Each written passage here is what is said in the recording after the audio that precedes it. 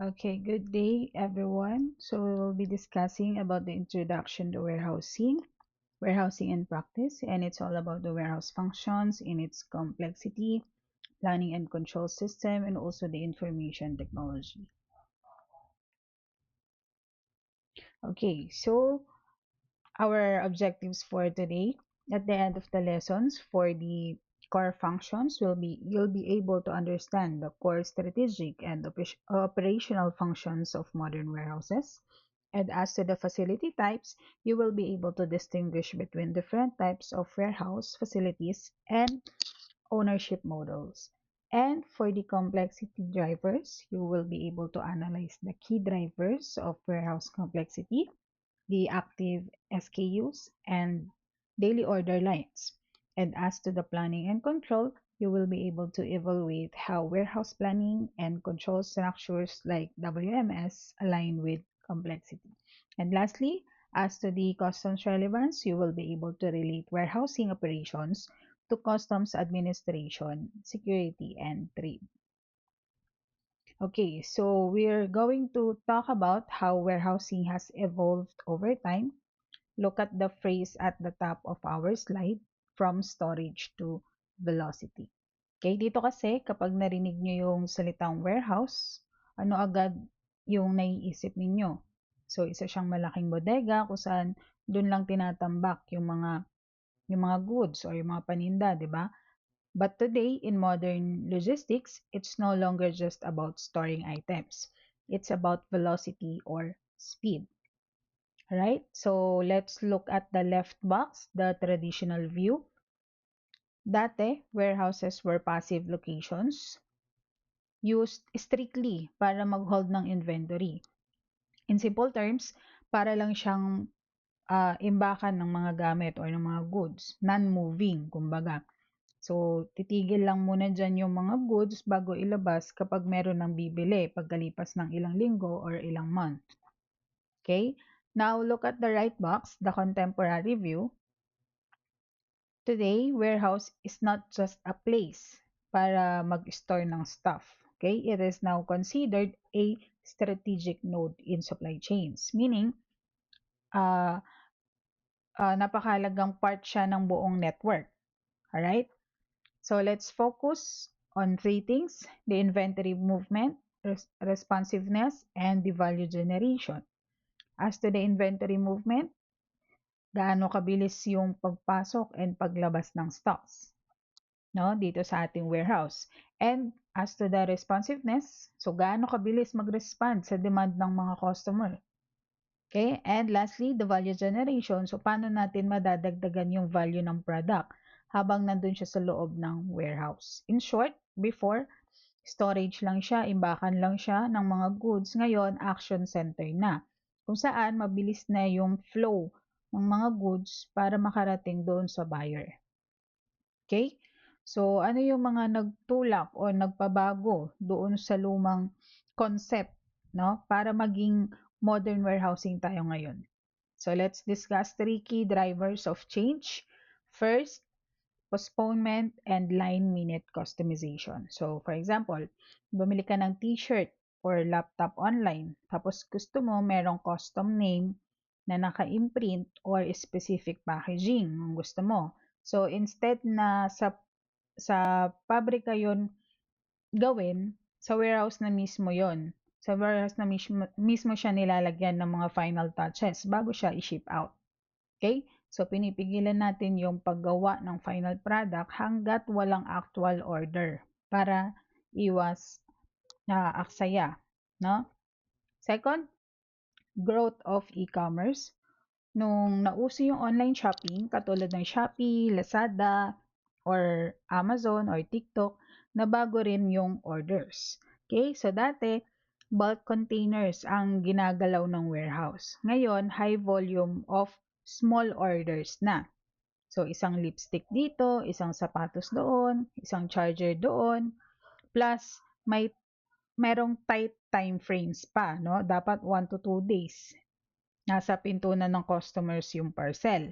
Kaya kailangan napakabilis kumilos ng warehouse. Okay? And third, consolidation into global hubs or 3PLs. dahil globalized na yung trade, no? Baji-baji na yung logistics. So, ginagamit na natin yung tinatawag na GDCs and yung EDCs or 3PL or yung third-party logistics hubs. No? Pinagsama-sama, kinonsolidate yung mga cargoes from different suppliers into a massive centralized hub para mas madaling i-distribute globally and regionally. Okay? So again, modern warehousing is no longer about letting items sit and gather dust. No? It is about speed and also addition and efficiency so that yung goods move seamlessly from the manufacturer down to the ultimate consumer. Okay, so why do warehouses exist in the supply chain? Why don't companies just ship the products straight from the factory to the end consumer? Okay, so in this slide, we will break down the four core strategic functions of a warehouse, and will end with a key note, no, na particularly important for the customs administration. Okay, so let's start with point one. So transportation and production economies. So imagine ordering items individually from an overseas suppliers, no? The shipping cost per unit would be sky high, mataas, no? However, when you ship in bulk, such as a full container load, the freight cost per unit drops significantly.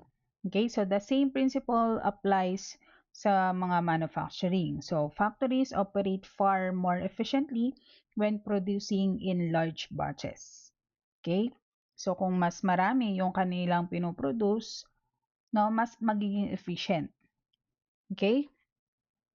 And a warehouse acts as a consolidation point for these bulk shipments. So in short, yung warehouses, inaalaw niya yung mga company to achieve economies of scale. No? Kinakat down nila both manufacturing and transport expenses. Next, let's look at the point 2, decoupling. To decouple means to separate two interdependent processes. In this case, yun yung supply and demand. Why is this important? Okay, imagine there's a typhoon, severe port congestion, or a strike at shipping lines. So if a company doesn't have a warehouse holding buffer stock, their inventory hits zero immediately. Okay? A warehouse serves as a cushion or a safety buffer against supply chain disruptions. Na ini-ensure nila na lahat ng local sales will continue smoothly even when supply is delayed. Now, 4.3, customer service. So in today's fast-paced market, the customers expect, no? Nag-expect sila ng fast delivery. Sometimes within 24 hours lang dapat ma-deliver na dapat yung kanilang parcel. So how do logistics providers meet these tight delivery windows? By positioning warehouses close to key markets. So kung yung goods are stored thousands of miles away, so yung delivery takes weeks, no? But if inventory is strategically located in regional or metropolitan hubs, no, the products can be delivered almost instantly. So therefore, strategic warehousing directly boosts yung customer satisfaction. For point 4, the reverse logistics. So modern warehousing is not just about moving goods out, no, papunta kay customers. It also manages the flow of goods coming back. Okay, so think about product returns, those damaged items or yung reusable crates and pallets. So all of this flow back papunta kay warehouse to be inspected, recycled, or even restocked or sent back to the manufacturer. Okay, so warehouses are the hub for managing this entire backward flow. Okay, so now please pay close attention to the dark banner at the bottom of the slide. It says here na bonded warehouses allow duty deferment while performing these basic logistics activities. So take note of this concept. No, when imported goods entered a customs bonded warehouse or CBW, the payment of duties and taxes is deferred, meaning it is postponed, okay, until those goods are released into the local market for consumption or waived entirely if they are re-exported.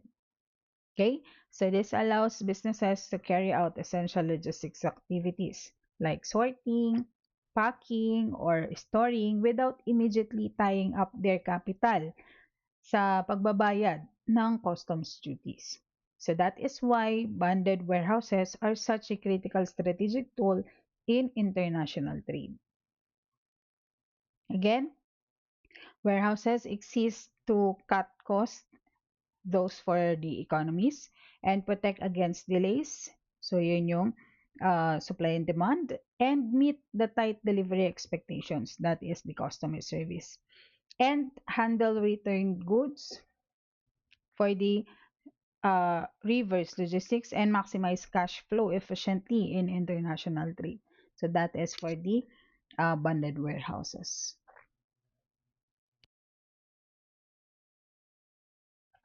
Okay, so how warehouses create real business value rather than just acting as expense centers. So when companies invest in warehousing, they expect a clear return on investment. So here, we look at the four value-adding warehouse functions: the bulk, consolidation, storage, and customization. Notice how each function directly generates a specific economic benefit. Okay, so let's examine the function one, the break bulk. So what it does. So the warehouses receives large or bulk shipments such as full container loads or entire truck loads and breaks them down into smaller quantities meant for individual customers or retail stores. No? So for the value generated, lower upstream transport cost. Okay, so moving goods in bulk over long distances is much cheaper per unit. Okay, so by holding off on breaking down the shipment until it reaches the regional warehouse, the companies save significantly on mainline transportation. Right? So next function two is the consolidation. So consolidation is the exact opposite of break bulk. Here, the warehouse collects smaller shipments from multiple suppliers and combines them into a single unified shipment bound for the buyer. Okay, so reduced customer receiving costs. So instead of a store receiving separate 10 separate deliveries throughout the day from 10 different suppliers, which causes major bottleneck at the receiving dock. So they receive just one single and organized delivery. Next, moving on to function 3, which is storage. So while storage sounds traditional, modern strategic storage is specifically focused on holding buffer stock and also the safety stock or seasonal inventory safely until the market demand peaks. Okay, so high availability and service levels, no? Having stock ready on demand means yung company never miss a sale due to the stock outs. Okay? So directly increasing market responsiveness and customer satisfaction. And finally, for the function 4, customization. So this involves late stage assembly and also the labeling, kitting, and packaging. So often referred to as a value added service or VAS. So instead of customizing products far away at the factory, final adjustments are made right inside the warehouse, close to the point of sale. Okay, so by keeping generic inventory in the warehouse and only customizing it once a specific customer orders comes in. Okay, so the companies avoid tying up capital in pre-package or doon sa mga unsold variations that might go out of style or expire. Okay, so again, modern warehousing adds value by optimizing freight movement through break bulk and consolidation, and also protecting product supply through storage and minimizing inventory risk through the late stage of the customization. Okay, so we are tracing the actual physical movement of goods inside a warehouse facility. Okay, so when a shipment arrives at the loading dock, it follows a structured sequence of operations from inbound handling to outbound dispatch. Okay, let's walk through these primary activities step by step. So our journey starts at receiving. So this is where inbound transport vehicles dock. Okay, so the activities here include the unloading of goods, identifying the stock, verifying the quantities against shipping documents, and performing the initial quality check. Next is direct put away. So what happens here? So once the goods are checked and accepted, the materials handlers or forklift operators transport them from the receiving dock to their designated storage locations. Next, from put away, goods enter reserve or forward storage. So the warehouses typically divide storage into two zones: the reserve storage, which holds bulk or overflow inventory, usually on higher racks, and the forward storage, which holds fast moving stock placed in easily accessible areas for active order picking. Meaning, yung reserve storage, yun yung nasa sa taas, no? Yun yung mostly na, usually nasa higher racks. And yung forward storage, meaning sila yung mga nag-hold ng fast-moving na stocks, no? Which is, nilalagay nila yung mga stocks doon na para mas madali silang makuha. So, yun yung tinatawag na forward storage. Right? So next, when a customer places an order, outbound processing begins with order picking. So what happens here? So the warehouse staff or automated systems retrieve specific items from storage locations to fulfill individual customer order lines, no? So picking is kadalasan kino-considered the most labor intensive activity in the warehouse. Okay? So after items are picked, they move to accumulation and sortation. So what happens here? So the picked items from different areas of the warehouse are consolidated and sorted by specific customer orders and also delivery routes or carrier destinations. Okay? So if you look at the flow chart, notice the orange arrow pointing directly from direct put away down to accumulation and sortation. Okay, so this represents a fast track process called cross docking. Okay, wherein yung mga incoming goods bypass long-term storage entirely and go straight to outbound sorting for immediate dispatch. Next, the sorted goods move to packing and VAS. Okay, so here items are final checked for accuracy or labeled if required and packaged securely into shipping cartons or containers para maprotektahan sila during transit. Okay, and finally, we reach the shipping. Okay, so this is the final stage, pack orders are staged at the outbound docks, loaded onto delivery trucks or sa mga shipping containers, and dispatched to their final destinations. Okay? So again, physical warehousing flows logically from inbound, which is the receive and put away, to storage, and finally through outbound, which is that picking, sorting, packing, and shipping. So, in-ensure niya na yung products move accurately and safely through a supply chain. Okay, so we're now looking at how warehouses are categorized based on their operational focus. Okay, not all warehouses operate the same way.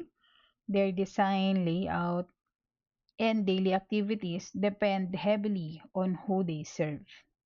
Okay, so on this slide, we compare two primary types, the distribution centers or the DCs on the left and production warehouses on the right. Okay, so let's start with the distribution centers. Who are their main customers? No, so DCs primarily serve those retailers, wholesalers, and end consumers like individual online shoppers. Okay, so the key characteristics of the DCs is wide product varieties, high SKUs, because they cater to broad market demands. Okay, and also DCs carries a massive range of different products or stock keeping units or the SKUs. And also the smaller order quantities per line. Okay, so instead of shipping massive pallets of a single items, no, yung order piniplace doon sa DC usually consist of smaller and mixed item quantities such as two t-shirts, one pair of shoes, and let's say accessory. Okay? And next is the highly labor intensive picking operation. So because orders consist of many distinct items in small quantities, yung mga warehouse personnel or automated systems spend significant effort picking individual units from across the facility. All right. So now let's contrast that with the production warehouse. Okay, so their primary customers are manufacturing and assembly plants. Okay, as to the characteristics, so first is the raw materials, components, semi-finished or finished goods. So these facilities store the inputs needed to keep a factory running, such as those uh, steel coils, electronic microchips, or engines, as well as the completed items waiting to leave the plant. Okay, next is the longer storage period. So, unlike the DCs or the distribution centers, which focus on rapid stock turnover, the production warehouses often hold materials for longer periods to hedge against supply delays or para masuportahan yung mga scheduled production cycles. Next, limited product variety compared to distribution centers because they only they only stock materials needed for specific manufacturing lines. Okay? So they handle far fewer distinct product types compared to the massive variety found in the retail distribution centers. Okay? So think of a production warehouse as an facility focused on supplying the factory with the raw materials, characterized by the lower SKU counts and longer holding times. On the other hand, the distribution center is focused on serving the market and characterized yon by the high product variety and also the smaller order sizes and fast labor intensive picking operations.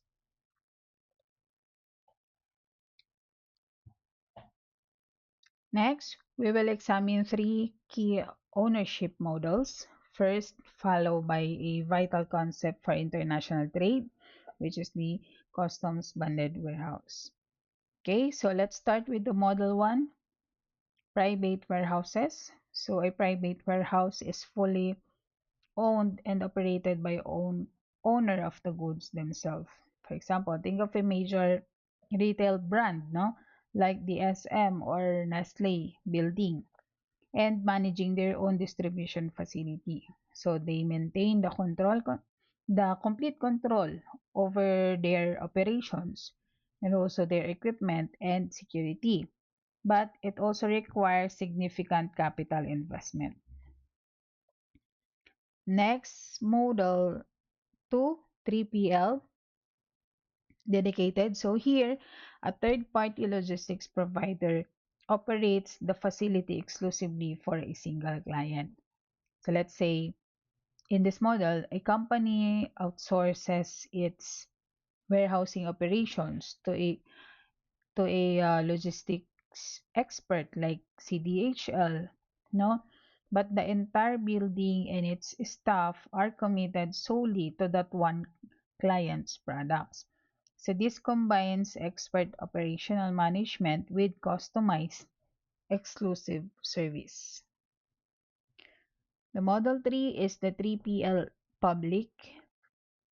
This is a multi-tenant facility na nag-o-offer ng shared space, also labor, and equipment to multiple clients under one roof.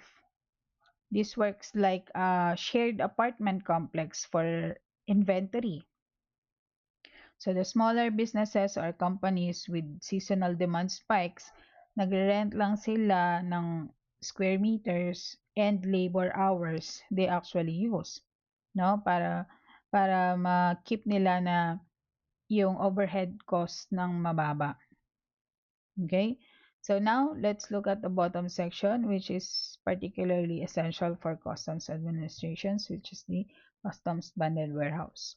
So these are the government authorized facilities, no, na permit, no, they are permitted to store dutiable imported goods while postponing the duty payments. So the key concept here is when the goods arrive internationally and enter a customs bonded warehouse, the duties and taxes are deferred, meaning payment is suspended or postponed until the goods are withdrawn for local domestic consumption. So if the goods are re-exported to another country instead, no, so those duties and taxes are eliminated entirely.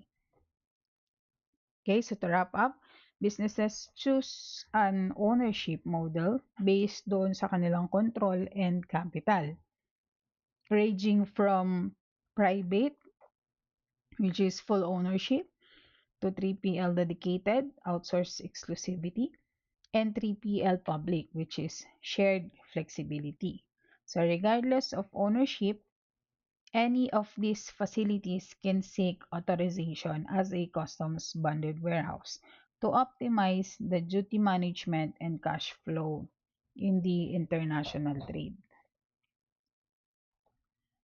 Okay, now we are discussing how decision making is structured within warehouse management. Okay, so managing a warehouse involves decisions made across three distinct time horizons. So strategic, tactical, and operational. So let's examine how these levels work together, no, para makapag-build ng efficient logistics facility. So at the top here, we have strategic decisions. So this is a long-term planning, typically spanning several years.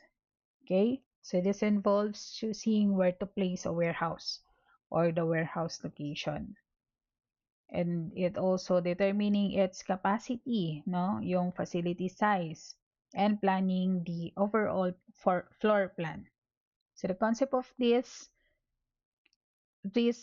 are the high stakes and also capital intensive decisions that are difficult and expensive, no, to change once implemented.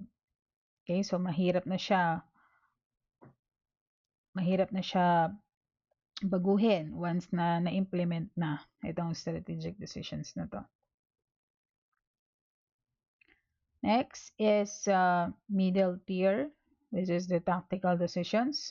So this is medium-term planning, usually spanning months to weeks lang.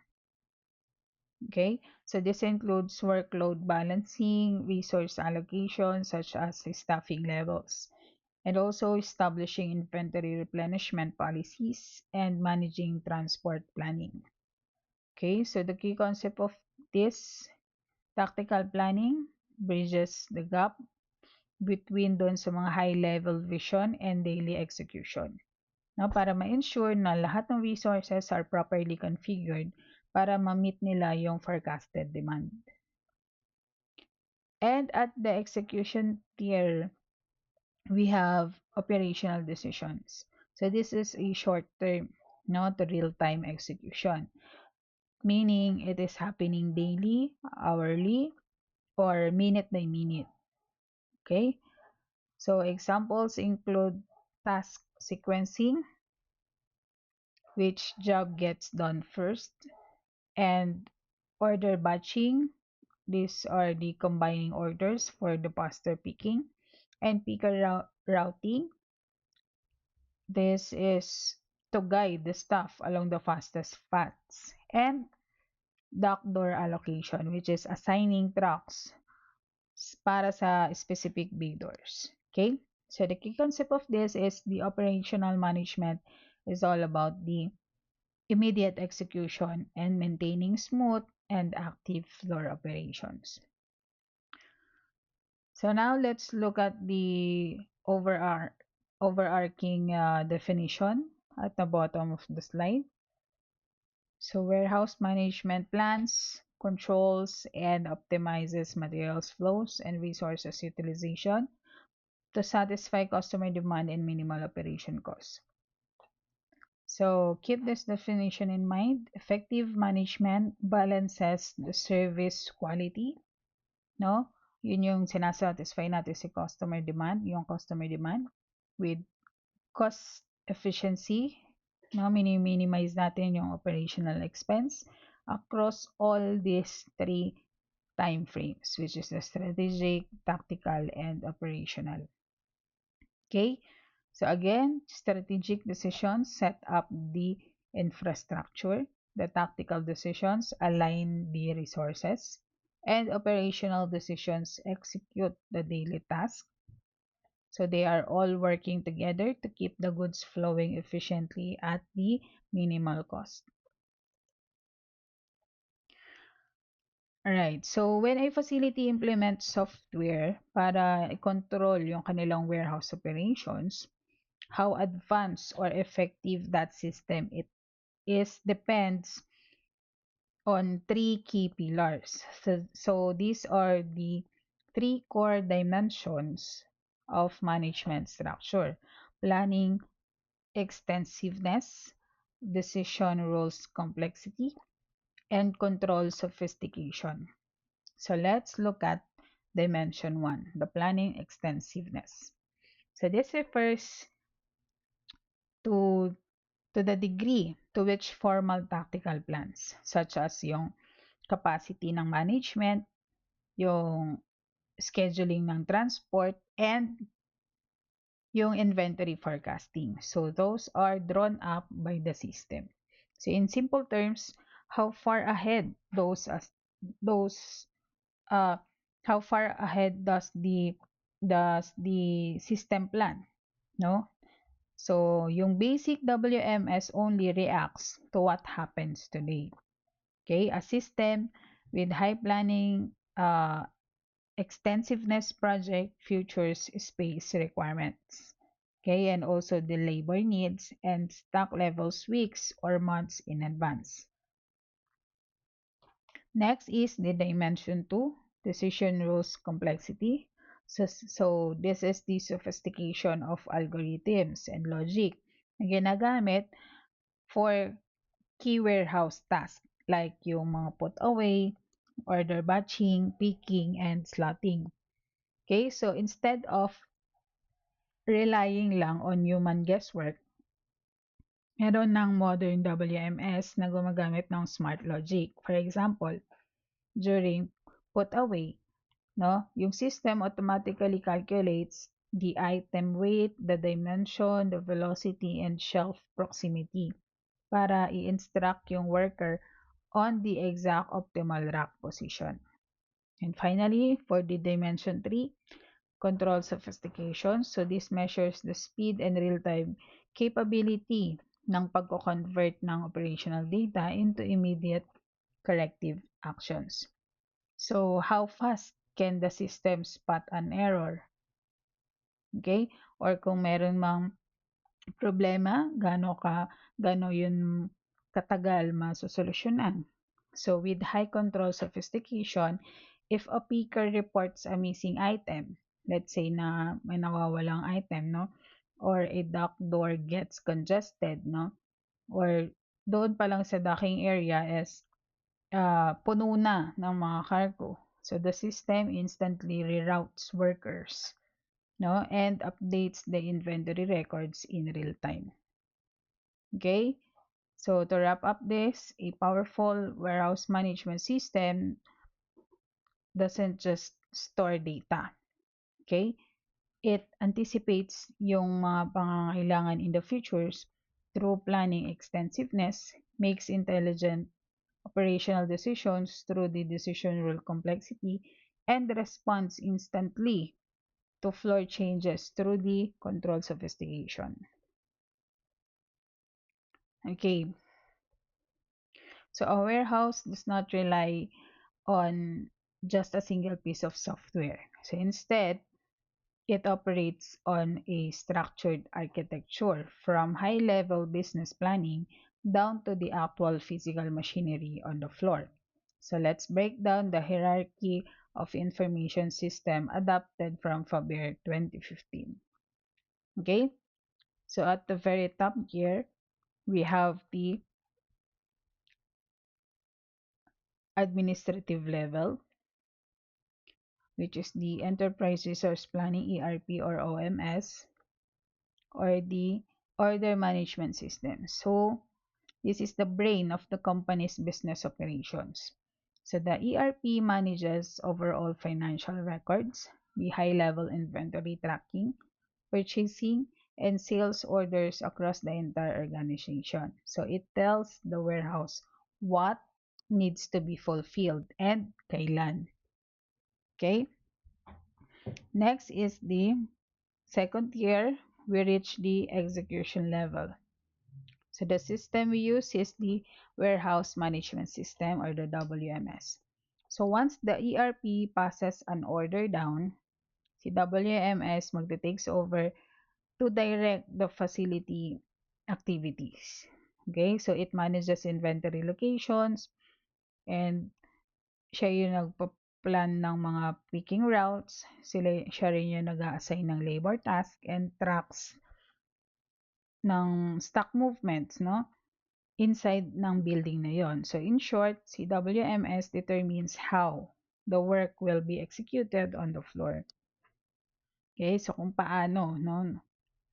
Paano gagawin yung trabaho. And at the third tier, we have the tactical level. And the system we use is the MHCS, which is the Material Handling Control System, or the WCS, the Warehouse Control System. So the WCS acts as the bridge between the software instructions and the physical automation. So it receives task directions from the WMS and translates them into machine level instructions, which is routing items on conveyor belts or even directing sorters and managing the automated storage carousels. So finally,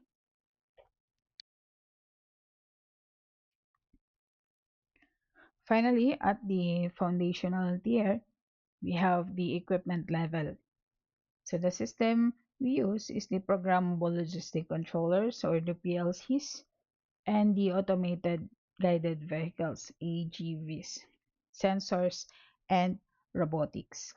So this is the physical hardware executing the actions. So the PLCs are the industrial microcomputers that directly trigger motors.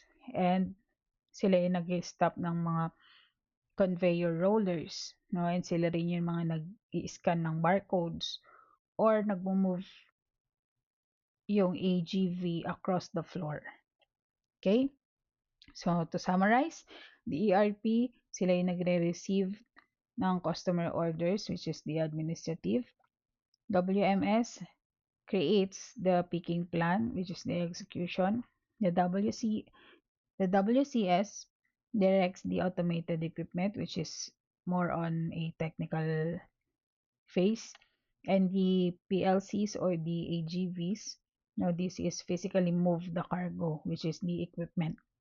So when these four layers operate seamlessly together, a warehouse achieves high speed or error-free fulfillment. Okay, so when a business decides to adopt the WMS, they must weigh trades-off across these four critical parameters. So as to the development, cost and lead time, flexibility, and overall best fit. So let's examine this side by side. Let's start with the development, which is this is an off-the-shelf software package. So it comes pre-designed with established industry and best practices built right, no, dito sa system na to. And in contrast, no, as to the tailor-made WMS, a tailor-made system is built from scratch specifically to meet the company's unique operational requirements. Okay, let's look at the cost and lead time. So as to the standard WMS, off-the-shelf solution feature lower the upfront cost and faster deployment because the code is already written and tested. And as to the tailor-made WMS, custom software requires high initial cost and extended lead times due to the lengthy development and magte-testing pa and debugging phases ang involved. Now, for a crucial distinction, which is the flexibility as to the standard WMS, here your process follows the software logic. So the company must adapt its daily warehouse workflows para ma-align yon with how the software was designed to operate. And as to the tailor-made WMS, with custom development, the software follows your business logic. Okay, so the system is coded specifically around your existing procedures and preferences. And finally, where does each approach achieve its best fit? And as to the standard of the WMS, best suited for standard or simple operations where yung processes align well with the typical industry norms.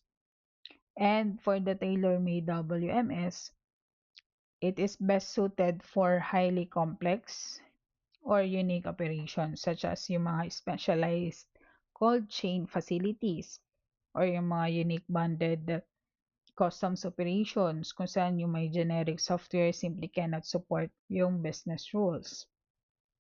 Okay? So many people assume warehouse complexity comes down to building size or total dollar value of inventory. However, according sa empirical research ni Faber, no, yung internal warehouse complexity is primarily driven by two main measurable variables, which is the SKUs and order lines.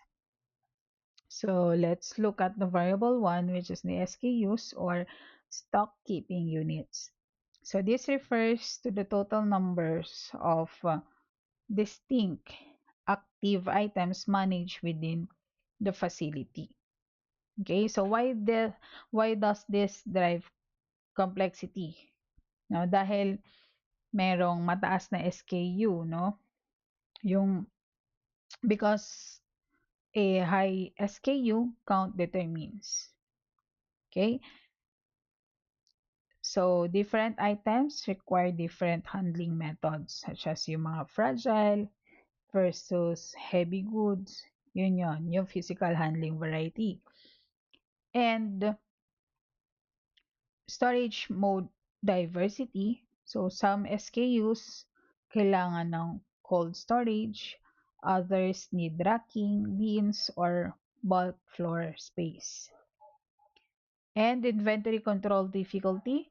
So the more unique yung items na nakastore, the harder it is para i-track yung stock ng accurate and prevent obsolescence and conduct yung maghahanap ng cycle counts. Okay? So now, let's look at the variable 2, which is the lines or order lines processed per day. So, an order line represents an individual item type requested within a customer order.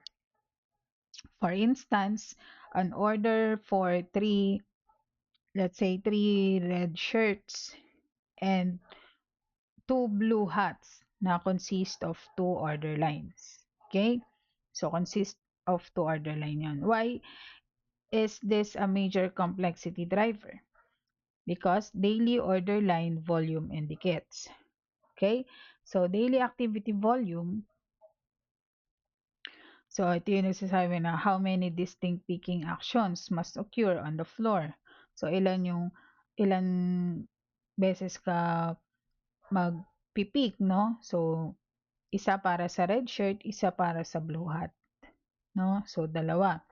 So, order picker traffic. So, higher line counts lead to increased movement and potential congestions doon sa aisle. Okay? And real-time scheduling demands. So, the floor management team and the WMS must dynamically schedule and batch tasks para ma-fulfill lahat ng lines before daily dispatch cutoff times. Okay? So to summarize, SKUs reflect structural complexity. So how many different item types you must organize and store, while the order lines reflect operational complexity, how many picking actions must be executed daily. Next, so this slide represents the complexity matrix adapted from Faber et al. Okay, so it maps out how a company's two key operational variables, which is the SKUs on the vertical axis and order lines per day on the horizontal axis. Okay, directly dictate whether a facility ay kailangan na ng standard off-the-shelf WMS or kailangan ng tailor-made system. Okay, so let's look first at the lower teal box, the standard WMS zone. So the operational profile. Okay, so this zone represents facilities with low SKUs and low order lines per day. Okay, so when a warehouse ay nag-handle ng limited variety of products and a lower daily volume of picking lines. So the operations are relatively straightforward. Okay? So kung nag-handle lang sila ng mga limited variety ng product. And a standard WMS provides all the necessary functionality out of the box, allowing the company para mag-save time and ng capital without over-engineering their software. Okay, now let's look at the upper dark blue box, the tailor-made, highly customized WMS zone. Okay, so this zone represents yung mga facilities with high SKU and high throughput or high order lines per day. Okay, so when you combine a massive product variety with thousands of daily order lines, so operationally complexity ay tataas. Okay? So off-the-shelf software logic often breaks down under this level of dynamic routing, and also the complex slotting and intensive task batching. Okay, so itong mga facilities na to nagre-require ng tailor-made or highly customized WMS, no? Na tailored specifically to their high volume workflows. Okay, so the decision to buy a standard WMS or gumawa ng customized solution is not arbitrary, no? It is a direct function ng operational complexity. So low complexity equals standard WMS. While kung mataas yung SKU and high throughput demand, a customized WMS ang kailangan na framework. Right. So while internal variables like SKUs and order lines dictate daily physical complexity, si external market dynamics heavily impacts doon kung paano ipaplan and magre-react. Okay? So let's discuss the three key external drivers on the slides. So demand unpredictability, assortment turnover, and response strategy. So let's examine the driver one, which is the demand unpredictability. So kung yung customer demand is highly volatile or unpredictable, so traditional long-term tactical planning becomes ineffective, no? Yung traditional long-term na tactical planning, hindi na siya magiging effective. Okay, anong impact nun? If you cannot accurately forecast kung ano yung customers will buy next week, no, the static schedules will fail. Instead, yung warehouses dapat mag-rely on real-time reactive control, which is a system that can pivot instantly as actual order patterns emerge. Right? So next is driver 2, which is the assortment turnover. So this refers to how frequently product lines change, which is very common in fast fashion or the consumer electronics and seasonal retail. So the impact of this is kung yung SKUs rotate rapidly in and out of stock. So yung mga fixed shelves locations don't work. So facilities demand dynamic storage location assignment or yun yung tinatawag na slotting. No, kung saan yung software continuously reallocates shelf space based doon sa active product life cycles.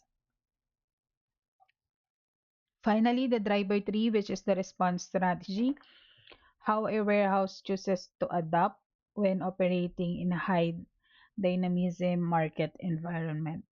Okay, so the impact of this is to keep up with the rapid changes. Warehouses must deploy control sophistication by utilizing tools like yung real-time RF tracking, yung barcodes, and also yung voice speaking, rather than adhering to rigid static plans.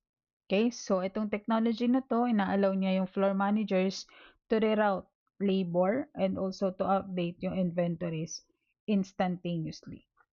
Okay, so to summarize, the modern warehouses cannot operate as isolated island, no? When facing external market uncertainty, rigid planning gives way to agility, no? And it is supported by real-time controls, dynamic slotting, and sophisticated tracking technologies. And evaluating a warehouse is not as simple as checking a profit margin statement, because warehouses are traditionally treated as cost centers. We have to look beyond pure dollars and cents and focus heavily doon sa mga technical output metrics and multi-factors productivity models.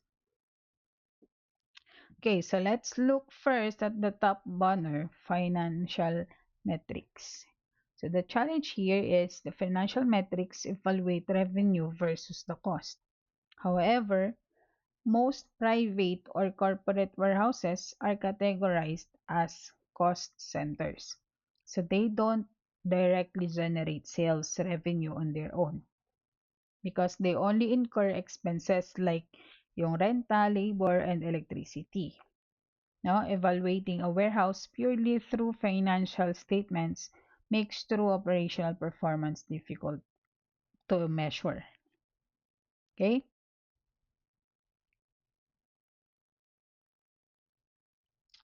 And technical output metrics. So to accurately assess physical performance, so the managers rely on technical output metrics. So let's examine the four key indicators shown on the slide. Lines case has peak per labor hour. So measures labor productivity. So gaano ka-efficient yung warehouse operators during their working hours. No? Yun, pumapasok. And order picking error rate. So it measures accuracy and quality control. Okay, so how often are wrong items picked or shipped to customers, no? Gaano kadalas na yung maling item yung nakukuha at or maling item yung na ipapaship kay customers. Doon papasok yun sa order picking error rates. And the order cycle times and dock to stock hours. It measures the speed and throughput velocity. So, gaano kabilis does an incoming truck get put away on shelves, no? And how fast is an order process from placement to dispatch? And lastly, the space utilization percentage. So, it measures the facility capacity efficiency. So, gaano ka-effective yung paggamit ng mga available floor area and vertical rack height. Okay, and finally, look at the dark banner at the bottom, which is the multi-factor productivity data and envelopment analysis. So this is a technical metrics only look at one variable at a time, like yung labor or space. But real warehousing involves managing multiple resources simultaneously. Okay, which is the data envelopment analysis is an advanced analytical method that evaluates how efficiently a warehouse converts multiple inputs such yung labor hours, yung square meters ng space ng warehouse, and also yung paggamit ng mga equipment into multiple outputs such as order line sheet and value-added services na nakokompleto. Bakit yan nagmamatter? No? It gives logistics managers a holistic score ng kanilang overall facility efficiency rather than doon sa pagtitingin lang doon sa isolated numbers. Okay, so to summarize, while financial metrics capture cost, si logistics managers rely doon sa technical output metrics for their daily operational tracking and advanced tools like yung data envelopment analysis para i-measure yung true multi-factor productivity. Alright. So, okay, so we're bringing together everything we have discussed about warehousing into a single unifying theory, the contingency model of warehousing. Okay, so the central takeaway of this slide is simple. No, the high performance occurs when your management structure matches your operational context. So in logistics, there is no single best system or software for every facility. There is only the right fit. Okay, so let's trace the flow across the three boxes at the top of the slide. First, we evaluate the facility's movement. or the facilities environment, specifically its task complexity, which is the SKUs and order lines, and market dynamics, which is the demand volatility and product turnover. That is for the warehouse context. Okay. And for the management structure, we design the management framework. It's planning, control, and WMS specificity. Okay, so when the management structure matches the warehouse context, it yields optimal warehouse performance as the ultimate outcome. So to really understand why alignment matters, let's look at the two misfit examples at the bottom of the slide. So over-engineering is simple warehouse with overly complex WMS rules leads to unnecessary overhead. So what happens here? Imagine Imagine buying a multi-million dollar highly automated WMX na mayroong complex algorithms for a small, simple warehouse na nag-i-store lang ng 10 steady product lines. No? So, bumili ka ng multi-million dollar na highly automated na WMS na mayroong complex algorithms para lang sa small and simpleng warehouse na nag-store lang ng 10 product na naka-steady lang dyan, no? Na hindi naman na ibebenta. So you end up spending enormous money and labor setting up the software you don't actually need, no? So the system becomes a burden rather than na makatulong. Okay, so that is one of the misfit example, the over engineering. Next, under engineering. So managing a high complexity distribution center with a basic spreadsheets leads to bottlenecks, errors, and lost sales. So what happens here? So imagine the opposite, no? You run a fast fashion distribution center na nag-handle ng 50,000 na SKUs and 10,000 daily order lines, no? Pero tinatry mo siyang i-manage yung kanyang inventory using yung manual clipboard, no? Manual clipboard checks and Excel spreadsheets. So anong naging resulta? Total chaos and constant picking errors. And also severe dock congestion and loss ng customers. Kasi mabagal, manual na yung ginagamit mo. 50,000 yung SKUs and 10,000 daily order lines. Paano mo yun matatapos kung manual yung paggamit mo? No? So uh, wala kang maayos na WMS. Okay? So modern warehousing is not about buying the most expensive technology available, nor is it about cutting corners with manual processes, no? It is about achieving yung strategic fit kung tawagin. Alright? So align your management structure and software directly with your operational complexity and high performance will naturally follow. Okay? So when a warehouse handles cross-border shipments or operates a bonded facility, physical management is only half the battle. Okay, so the other half is regulatory compliance. On this slide, we explore the three key pillars of customs integration in warehousing: customs declaration integration, inventory traceability, and audit trails. So let's look at pillar 1, customs declaration integration. So modern WMS platforms no longer operate in isolation. They interface directly with national customs electronic databases, such as the automated export system or the new computerized transit system.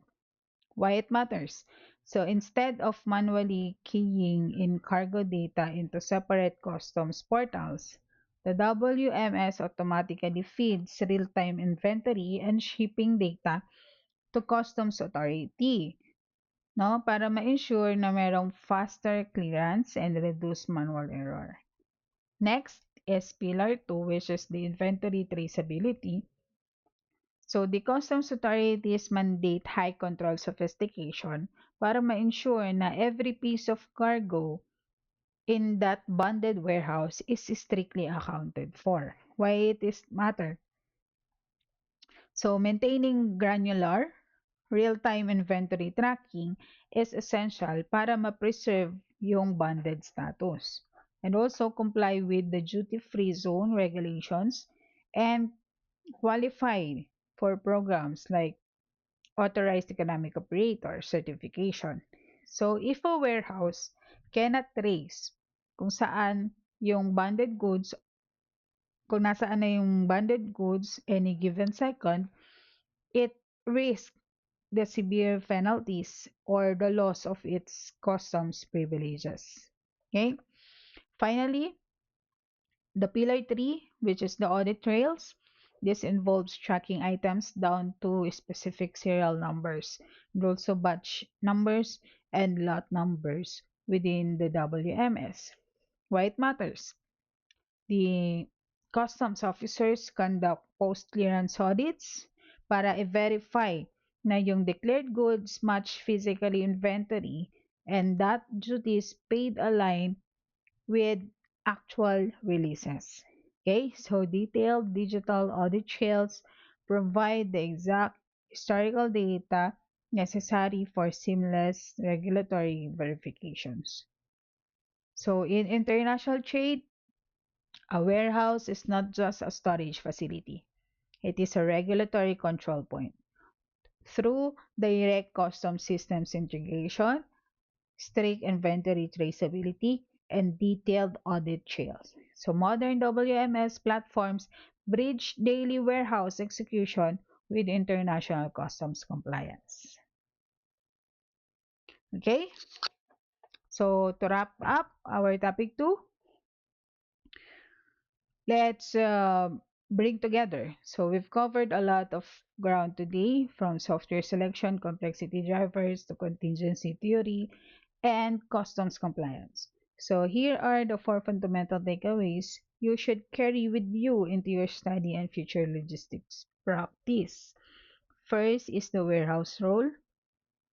So modern warehouses are no longer just static buildings where the goods sit on shelves gathering dust.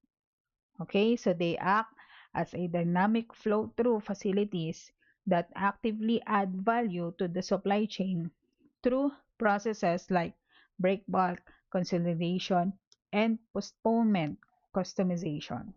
Second, core drivers. Internal task complexity is not determined by warehouse size or total inventory dollar value. It is primarily driven by two key measurable values, which is the SKU, structure variety, and the order lines, which is the operational volume. Third, contingency fit. There is no one size fits all WMS or control framework. Alright, so high performance happens only when a warehouse's management structure, its planning, decision rules, and control sophistication directly matches its task complexity and market dynamics. Avoid over engineering simple operations and avoid under engineering complex ones.